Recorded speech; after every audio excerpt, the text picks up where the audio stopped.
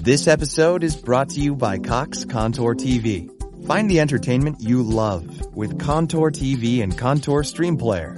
Learn more at cox.com/contour. On this episode of Narcissist Apocalypse Q&A, we talk with psychotherapist Alisa Stamps about gaslighting, healing, and doing the work.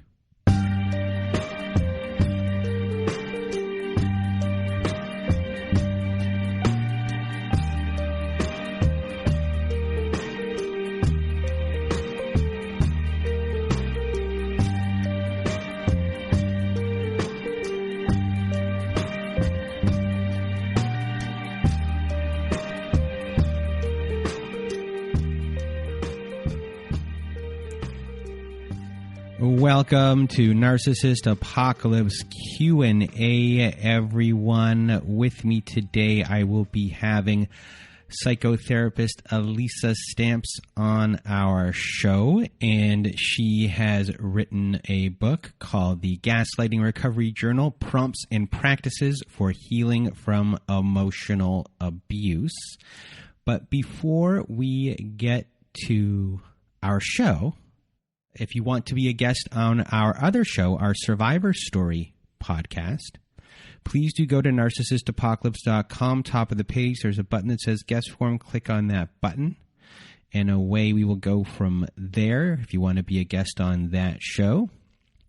And also at our website at narcissistapocalypse.com, we now have a community support button at the top of the page, and that takes you to our Safe Social Network. And on our social network, our Safe Social Network, we have episodes that have never made it to air. We have ad-free episodes, bonus episodes. We have prompt books for our episodes for you to dig deeper and get more clarity. We have support group meetings every Wednesday and Saturday. We have our forums there where you can post anything you'd like. And what else do we got on there? We have the ability to create your own events, meditations, closure ceremonies. So just come to narcissistapocalypse.com, top of the page, press the community support button, and you'll make a ton of new friends in the process. So join our community today.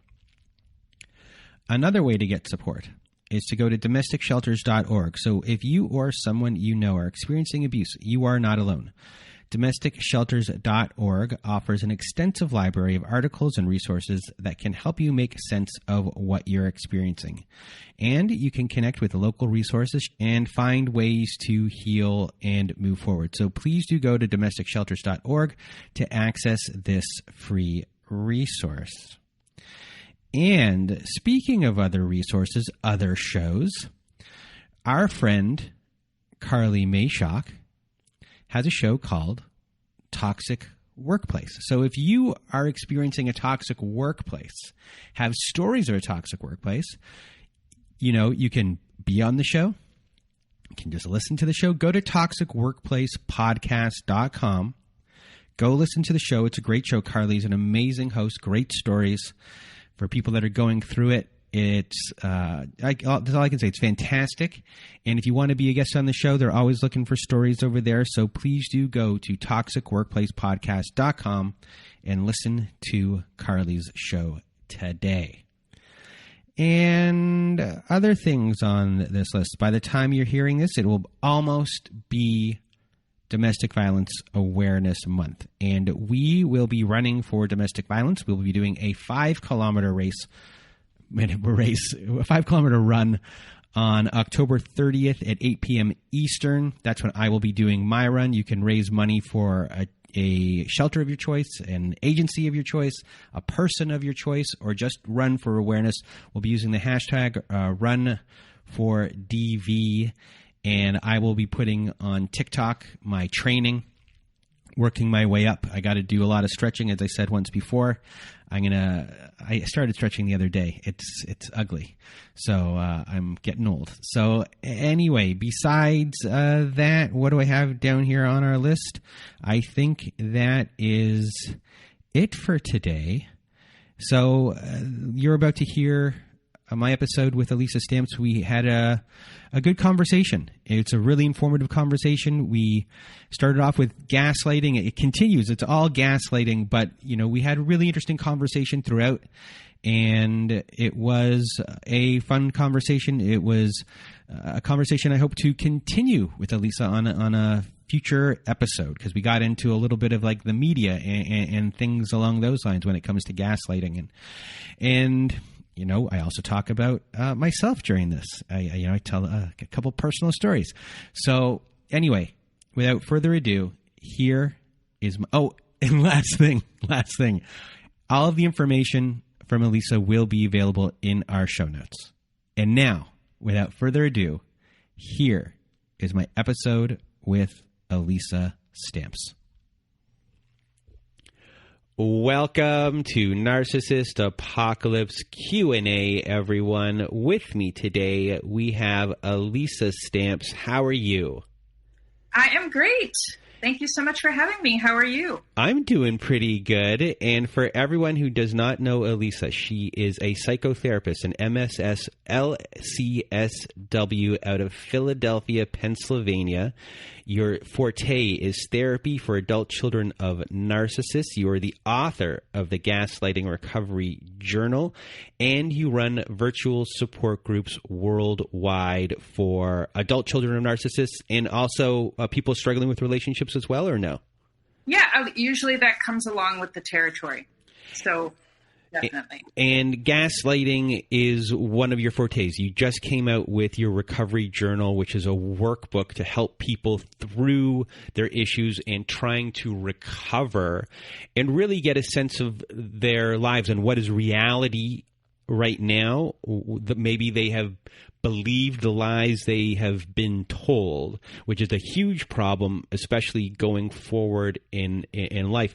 And we'll get back to something that I want to relate it to after, which has to do with confidence.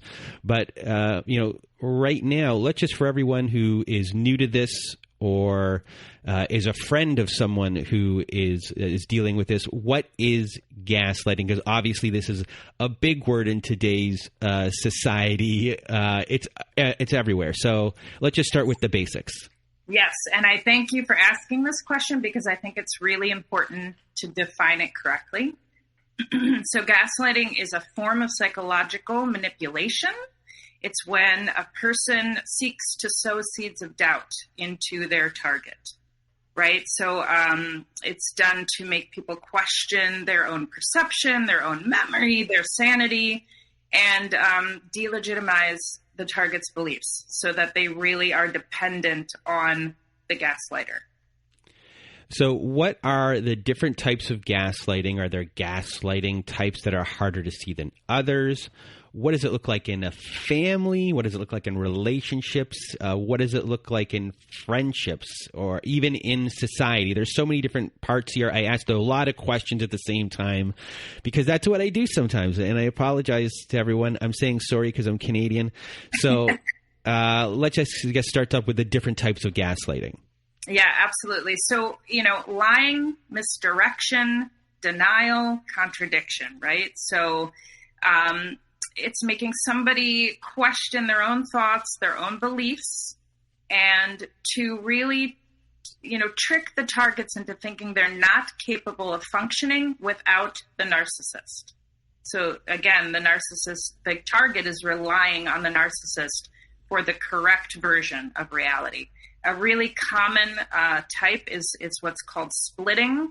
So that's one that the narcissist uses a lot.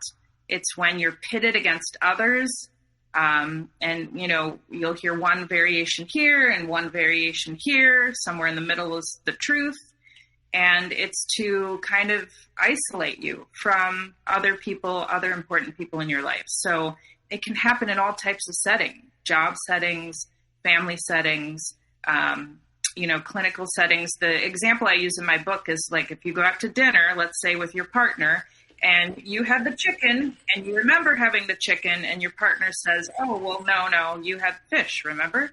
Well, no, I'm pretty certain I had the chicken. Well, no, you had the fish and then you had, right? So then all of a sudden we're questioning self-worth. Well, maybe I'm not, maybe I don't remember that correctly. And when those kinds of things are coming up for folks, I always say that's a red flag that something along the lines of gaslighting might be going on. It's a scary thing when you are really at that point questioning reality. I mean, you've gone into really a twilight zone of not knowing what is up, down, left, or right at that point, especially when you're in it for so long and there is no compass anymore. It's gone. It's been thrown away or broken. They stamped on it, and you have been isolated. So it's hard to then talk to other people about what is going on. And this, becomes a big issue. We've had a lot of people recently on our show,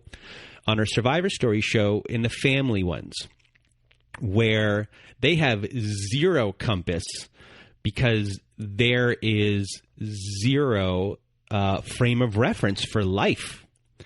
So in a family, does this stuff look a little bit different than relationships at all? I think it can have twinges of differences. Perhaps some of the family secrets that, the child remembers one way, the parents assure them that's not exactly how it happened, or we don't do those kinds of things. So it's to really suppress and control, for sure, the child.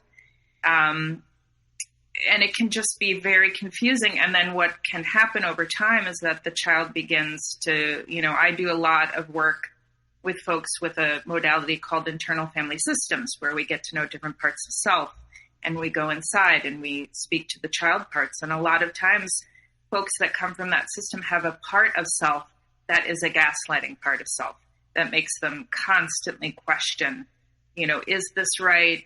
I'm feeling guilty, all this stuff that's mixed in. And it's really hard when it's done from such an early age, where you don't know the truth of things. It's like I describe in my book, a fog that you can't make your way through to see your true self.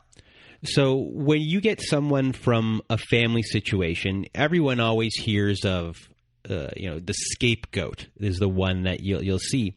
Do you get golden children there in your situation? And what would be their biggest issue when they come in comparison to a scapegoat?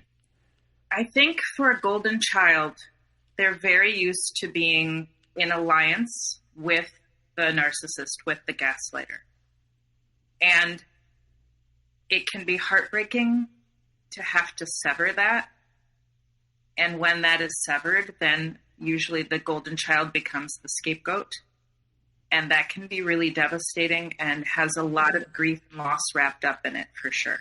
Because they were the narcissist's, pride and joy, for lack of a better way of saying it. And they've now fallen. And remembering that the gaslighter and the narcissist, I'm kind of using those words as one and the same, operate from a place of idealization, devaluation.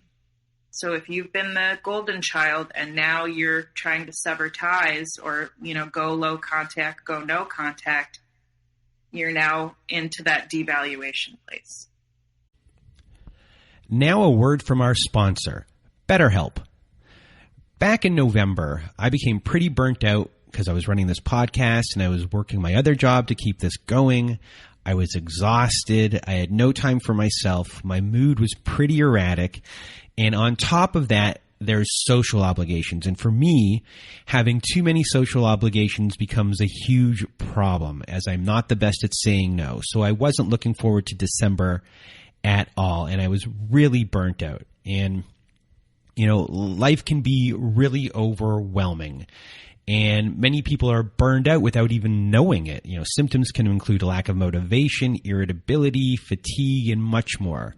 We associate burnout with work, but that's not the only cause. And, our roles in life can lead us to feel burned out. So BetterHelp Online Therapy wants to remind you to prioritize yourself, and talking with someone can help you figure out what's causing this stress in your life. I'm a huge fan of BetterHelp myself. I use it from the safety and convenience from my own home. My counselor and I work on my anxiety issues, my codependency issues, and they helped me out a lot when trying to figure out a life balance when I just was getting burnt out all the time. November, I was toast, everyone. So to me, therapy is a place I can be vulnerable, I can work things out, and I can get the validation I need. And I cannot say enough about therapy as a whole and how it's helped me in my life. So BetterHelp is customized online therapy that offers video, phone, and even live chat sessions with your therapist, so you don't have to see anyone on camera if you do not want to. It's much more affordable than in-person therapy, and you can be matched with a therapist in under 48 hours. Our listeners get 10% off their first month at betterhelp.com/nap. That's betterhelp.com/nap. And you kind of have to look at it in the way like it's the Matrix, where your sibling might already be out and they're in the real world, and then one day you show up into the real world outside of the Matrix, and you hope that they embrace you, in the real world, that they can come to not a perfect harmony, but an understanding at that point of what they both went through, and that it was difficult for both of them. So both of them, I assume, I'm going a little bit off of script of gaslighting here, but I assume both of them, their biggest issue would maybe be, or at least the golden child, identity issues. Yeah, I think so, because there's so much projection that happens, right? So the gaslighter, the narcissist, operate from this place of really not knowing their own emotional worlds and a lot of parts of self that they despise. So what they do is they project, I call it project, vomit it onto their target and then attack it. So we, again, and I really see this as twinges of gaslighting in there. You don't know where you begin and the narcissist ends. So absolutely things, a lot of times people that come to me and in my own story too, I did not know my own likes or dislikes. I did not know my own feelings or emotions. It's so enmeshed. It's so intertwined. And can I just jump back to something regarding the scapegoat and golden child? Oh yeah, go for it. Thank you. I see a lot on social media. People are saying things like, well, it's the scapegoat knew what was going on, and that's why they're the scapegoat and not the golden child. And yes, maybe. But I will say it's not like the golden child doesn't necessarily know what's going on. They just have learned that if they want the love and affection and attention and validation from their narcissist, they have to play the game. So it's not that they don't necessarily know what's going on. They just have learned to maybe swallow a lot of things and just play the game and try to be what the narcissist wants of them. Does that make sense? It does, because when you relate that to a relationship and you're dealing with a narcissistic or an abusive partner, at a certain point, there's self-regulation going on. You don't want the rage, and the victim or eventually the survivor in these cases, or you hope that they're a survivor. Obviously this week has been really big with the Gabby Petito story. Yes. So when it comes to those things, you don't want to see the rage, and you're regulating yourself in a way. A golden child might see how everyone has been treated. That's right. And say to themselves, hey, I'm going to do this because this protects me. That's right. I call it sort of taking the temperature of the room, right? Because we know intuitively, I've learned just by the tone of someone's voice, I don't even have to see them sometimes, that something is off. And then we chameleon ourselves accordingly. Mm-hmm. We learn how to be again and exist in the environment to keep ourselves safe. I should look into if there's a connection between golden children and specific types of Enneagram types. Probably there totally is. I would bet there totally is. I wonder if there is. I'm going to get someone on that case right now. Vienna, if you're listening, this one's for you. So gaslighting obviously can look the same kind of in friendships as well. And in the last, 5, 6 years. Gaslighting is a major part of society, part of politics, part of the news, and the media every single day. And, I think maybe we will get to it later if there are ways to combat gaslighting in the media and what you would do about that. So I think we'll leave that a little bit till the end. So Okay. just remember that one. So I guess, what are the most common gaslighting phrases? I'm going to actually jump on what you said, Okay. and I'm going to give a phrase from a macro level. Does everybody remember the phrase alternative facts? Yes. Aha. Huge gaslighting phrase, right? There is no such thing as an alternative fact. There are facts and there are opinions. There are not alternative facts. That is gaslighting right there. That was a really big, I remember that. I think everyone will remember that for the rest of their life. Yeah. And for the people listening to the show that don't agree that alternative facts is gaslighting, maybe you're listening to the wrong show. Yeah, maybe. So, I guess, what is an abuser trying to accomplish when gaslighting? Obviously, they're trying to make you question reality, but are there other things kind of going on that maybe they're trying to do? I think there's some projection that's going on, definitely manipulation, some other common phrases. Oh, I was only joking. Can't you take a joke, right? Perhaps they weren't joking. Perhaps they're just trying to convince you that they were joking, to smooth it over, brush it under the rug. I think it's to, again, make us doubt our own reactions and emotions to things. If you're, speaking to the Gabby case, she was quite emotional. And a lot of times that's what gaslighters will let you know too, that you're too emotional, too sensitive, right? When in fact, again, it's all their stuff that's being placed onto the target. And, what are the best ways to kind of recognize gaslighting as it's going on? And what are the best ways to respond to it? Sure. Again, I would just say lean into when you're noticing questioning come up for yourself. Oh, well, maybe I did sound too loud. Maybe I really didn't remember it. Whenever you're noticing that, just really be mindful of that if you're able, or even if you can't do it in the moment, just reflecting on it after the fact. They're saying this is the way it was, but that's not how.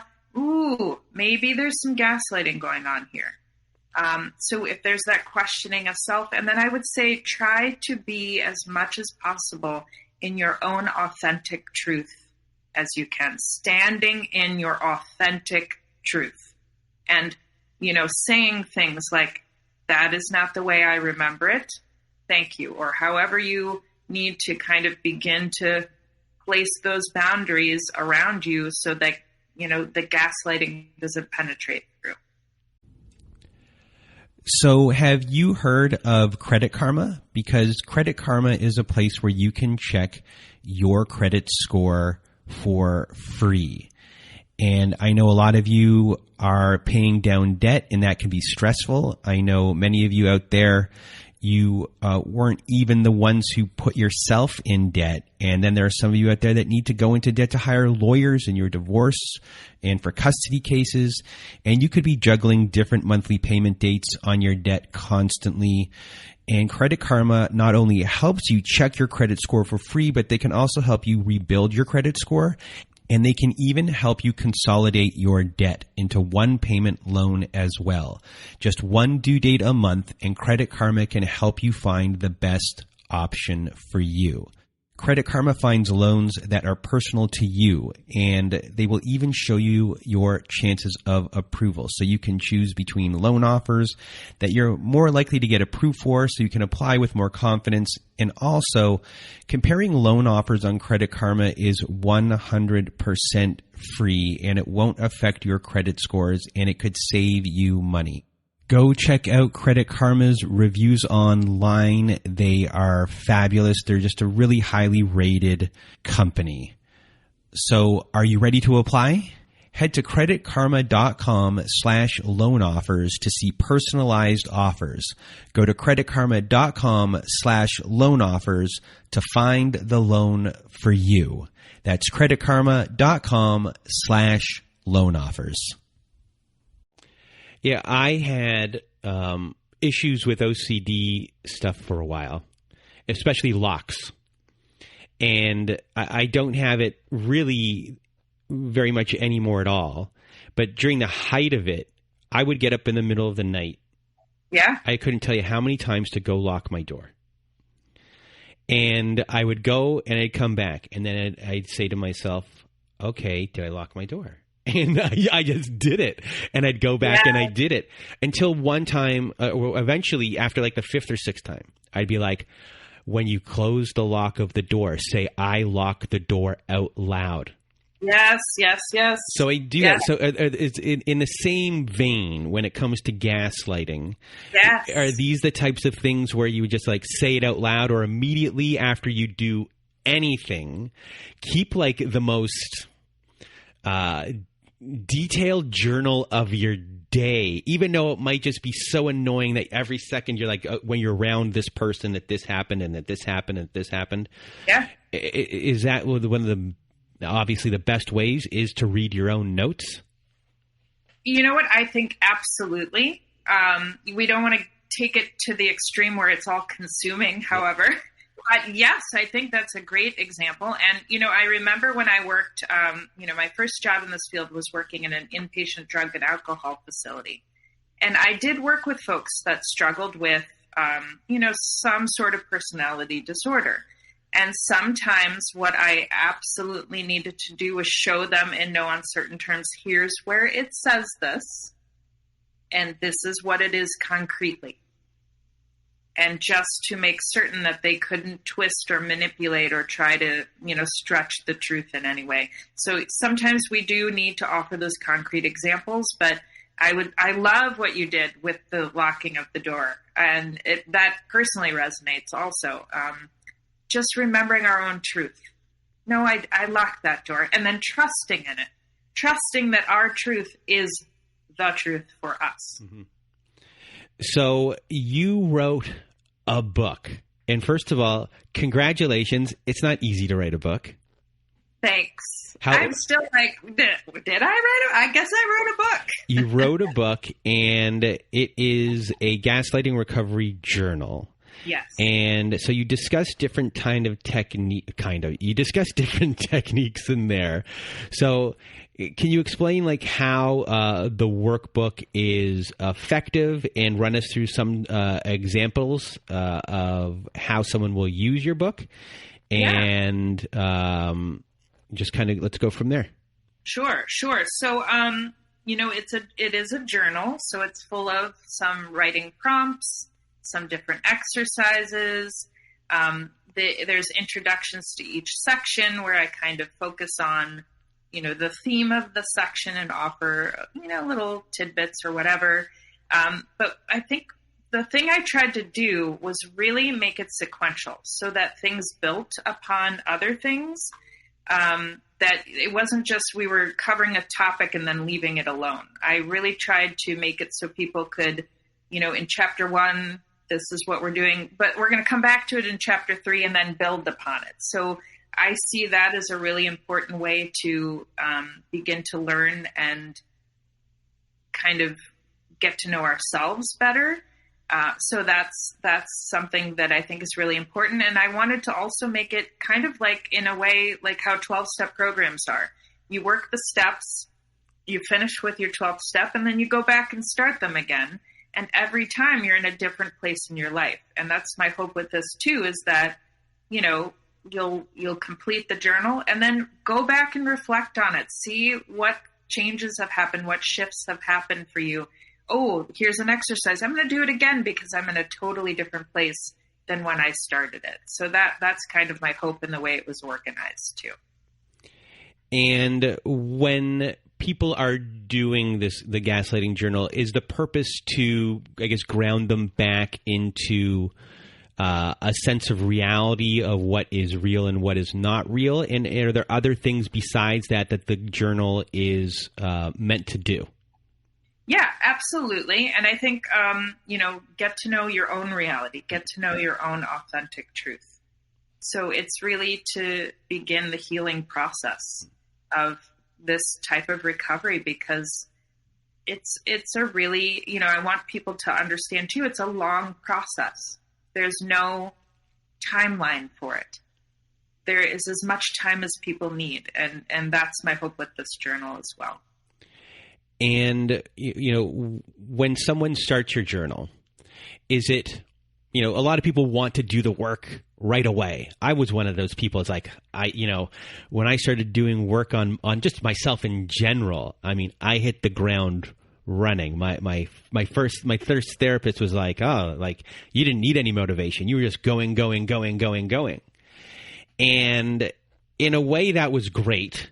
In one way, but in another way, I was going so fast that it was not great. There was in some ways I was learning a lot, but I wasn't feeling. Yes. Yep. So with your journal, is it one of those things where take your time? This isn't to be done in a day. This is you were in your relationship or your childhood for 30 years. This isn't even a book to do in a month, So when it comes to healing with gaslighting and things like that, and things not being linear, and you were discussing the 12-step program, is there not a specific way to heal, but if you have words for people of what it is to do the work when healing, what can you say about that? Yeah, I thank you. This is a great question. I would first and foremost say it looks really different for everybody. Some people are really in a place of readiness where they are, I came from a narcissistic family. I know this. I am ready to do work and to begin to heal it. Some people can't really even acknowledge yet that their parent was a narcissist and something is off, but I'm not really sure. And that's all okay. That's all okay to be where you are. And I hope that this journal meets people where they are. And yes, take your time. There's no medal. Nobody's giving out a trophy for, you're the number one recoverer from narcissistic. We're not getting that. The hope is that, as we go through, and we have to go through, that's the other piece of it. And the work is going to feel really terrible at times. As well it should. That's how you know that change is afoot. But honoring that, leaning into that. And when it is feeling intolerable, taking a moment, taking that breath, taking that break, putting the journal down, coming back to it. Use it as sort of an adjunct tool to other ways that people are seeking out support, I would say. This episode is brought to you by Cheetos Deja Tu Huella. Deja Tu Huella means leave your mark, and that's exactly what Latinos are doing all across the country. They're rewriting the rules and pushing the boundaries in their communities to leave their own unique mark. They use their gift, their superpoder, to make an impact, whether it's through art, music, fashion, food, or something else. And Cheetos will celebrate what they're doing by shining a light on their transformative power. The Deja Tu Huella program celebrates those leaving their mark in Latino communities. You can also celebrate by checking out the new podcast, Batman Unburied, on Spotify. Batman Unburied is presented by Cheetos Deja Tu Huella. Visit Batman Unburied on Spotify to learn more. This Pride, everyone's coming through for the Trevor Project on YouTube Shorts. Join us! Create a short showing how you're stepping up for Pride using the hashtag YouTube Pride Challenge. Come through for Pride on YouTube Shorts. Visit youtube.com/pride. And also, for everyone who's listening, the big words here that Alisa said were meeting you where you are. And Alisa is a therapist who meets you where you are. And there are a lot of therapists out there that are really solutions focused right away, who are not meeting people where they are at to even get them to a solution stage. So if you're dealing with a therapist who's not meeting you where you are, then I would suggest, changing your therapist or whoever you're dealing with to help you out with these issues, and find someone that is there for you where you are at that specific time. And, when it comes to in the aftermath of dealing with these issues, someone might become their own abuser and start gaslighting themselves. So what does that look like, and how do you go about reversing that when that starts happening? Yes, we really can. I said this a little earlier. We can become our own gaslighters because it was done to us. It's like second nature. The first step, and I'm a Gestalt therapist, so I really appreciate approaching things from a place of curiosity and just helping guide folks into bringing things to their awareness. So that is a definition of Gestalt therapy? Is bringing things to awareness. Okay. Working in the here and now. It had its heyday in the 70s, shall we say. But I love it because I think it's just really real. And so awareness is the first key. Oh, wait a minute. That doesn't sound very kind to self, or that doesn't match up with how I remember this, or, however it is. And then the other modality that I use is internal family systems, or IFS. And what we can begin to do then is go in, get to know our own inner worlds, and talk to those parts of self. And really try to build this self energy, this authentic self to part relationship, and unblend with these parts that are just doing what they know how to do to protect us. But, realizing we don't need it the same way anymore. So let's talk about confidence.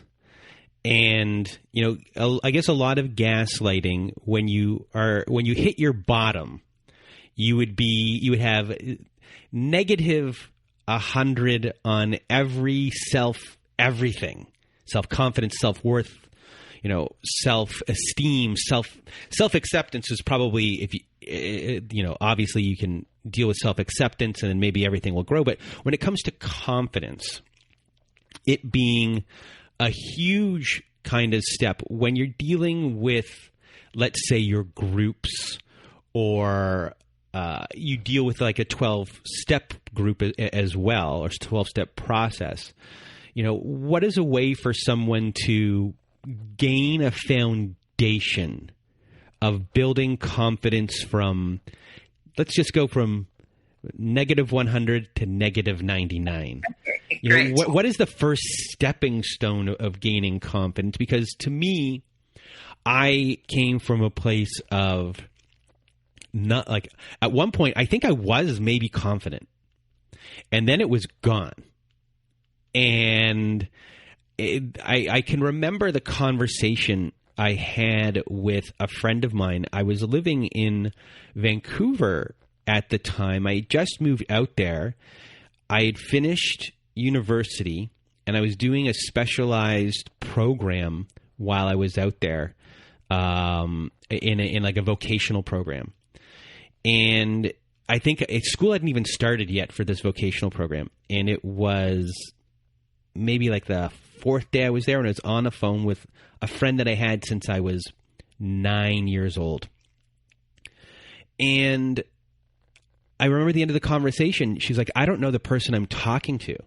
Like, where did that person come from? And it was the first moment I realized, like, I don't have any confidence. I was questioning every decision I had.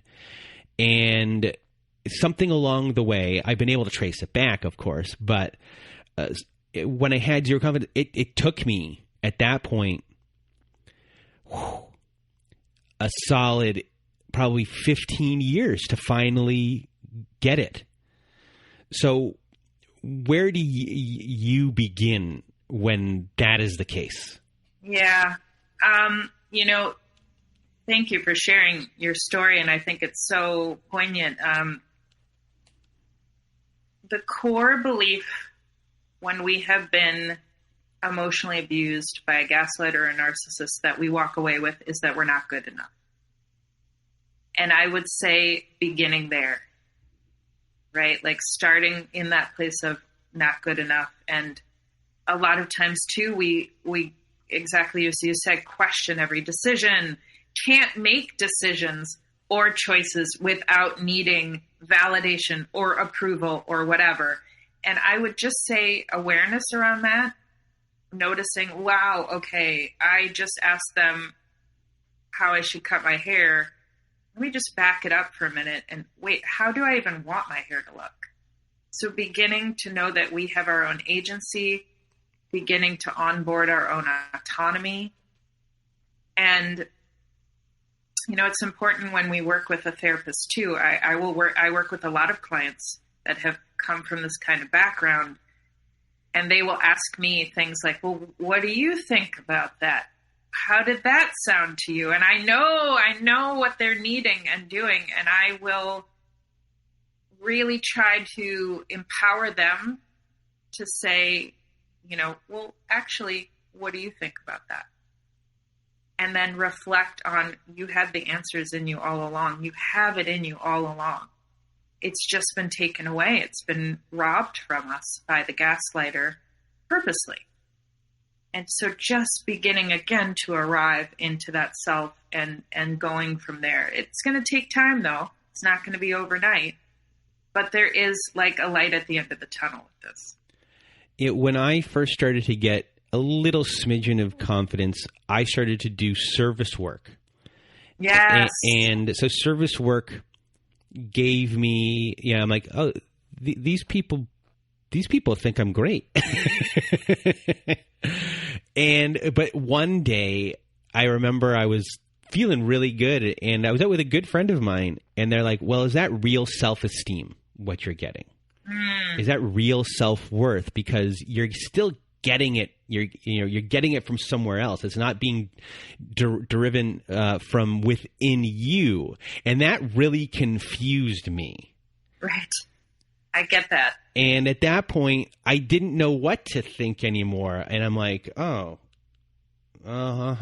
So can you answer that question for me? Because I'm still confused by it. I mean, I get what they're saying, that it's external validation. But let's maybe turn it into this idea of a mirror.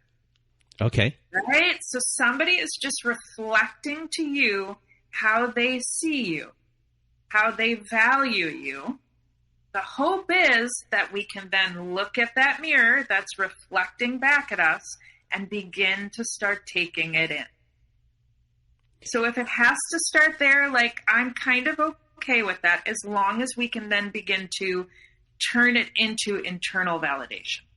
Okay, because I guess the confusion that I had, yeah, and I understood my friend's point, which was, if you had the service work taken away, do you still have that self-esteem still instilled inside of you? And I guess that was what he was trying to get at. It wasn't being done in a malicious sort of way at all. Right. It was just like he was concerned that I was putting all of my eggs into a basket, and if that basket was taken away, would I be back at square one again? I mean, it's a good point. I would say the hope is no. Mm-hmm. The hope is we, again, can like take out some of those eggs and then just really instead of feeling it in a superficial-ish kind of way, really get it ingrained deeply into you and be like, even when they're gone, they're like, oh, people believe, I believe, Yes. I remember the first time I really felt like my voice was worth hearing. I was in grad school. I was sitting in a class, and I was starting to speak up and offer my own opinion and my own thoughts, in the class discussion. And it was the first time I was able to take in that my voice mattered and that I had something worthwhile to say. And my goodness, that was life-changing. For me, I won't tell the whole entire story, but for me, it was more of a family situation that was going on, and we were all in a psychologist's office together. And most of my friends would be like, Brandon doesn't stop talking, or at least is, a life of what the situation that I might be in. But around my family, I'm quieter, and I wasn't saying anything in this room. And eventually the psychologist picks up on it and looks over at me and goes, "Everyone here is lying. You know the truth. Tell me the truth." And for me, that was like that was a confidence builder of being seen and being able to be heard for the first time, and someone was going to listen, which doesn't happen for everyone, especially in a gaslighting situation, because no one's listening at all. And it's a big thing being listened to. So thank you for sharing your story there, so we could to discuss that. So, I guess let's just, before we end off here, the thing that we were talking about at the beginning, which was we were going to bring back society into this. I forgot exactly what it was that we were going to discuss about it. There's so much, right? Yeah, because right now in my family, my mom cannot stop watching the news. For the last 5 years, 6 years, she has not stopped watching the news. She's angry all the time. Yeah. She is just like, we're Canadian. My mom's been down in Florida in some of the winters, and she's with people she disagrees with. She doesn't even care. She just runs right up to them and gets mad at them. I'm like, Mom, you can't do that. That's one way to do it. But she's been so sometimes driven up by the storm. And some things she's arguing about are true, and then there's some things she's arguing about that might not be true. But she's in this kind of storm of it, and she is a walking angry person, and walking in this. It's a hard state to be in. I'm like, you're being gaslit, like right now, like you're like try not to react to this, but she's finding it impossible, and. Just please turn off the news. Just please turn off the news. And this is one of, like, what I was kind of getting at, like, to walk around in a state where you're just being hit at every sense. Like, it's not healthy to walk around angry. I mean, my mom is 78 years old. You want her to live as long as possible, and being angry all the time isn't going to help. So, anyway, I went off on a tangent, everyone. I apologize. No, I mean, you bring up a really good point. So that's, and anger is a very easily accessible emotion. It's the easiest to access. So people do it all the time. But I'm always curious, like, what's underneath that? What is it? Is it fear? Is it hurt? Like, let's explore that too. So before we end off our show, is there anything you want to add to what we've been talking about that we didn't get to? I don't think so. I think we covered a lot. I would just want people to know that they're not alone. And there's so many great resources like your show and a lot of other resources that are now surfacing around gaslighting, around narcissistic abuse.